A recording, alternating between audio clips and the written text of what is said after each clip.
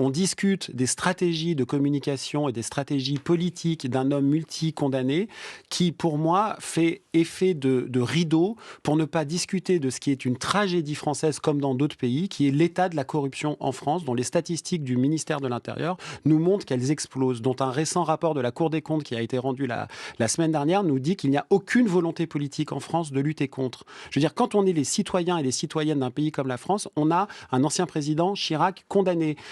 Nicolas Sarkozy, son successeur, condamné. Le Premier ministre du premier, Alain Juppé, condamné. Le Premier ministre de Nicolas Sarkozy, condamné définitivement pour des atteintes à la probité. Là, je parle d'hommes de droite, je pourrais parler d'hommes de gauche. Je suis bien placé pour savoir que le ministre du budget socialiste de François Hollande, Jérôme Cahuzac, était en fait un fraudeur fiscal. Et je pourrais dérouler longuement.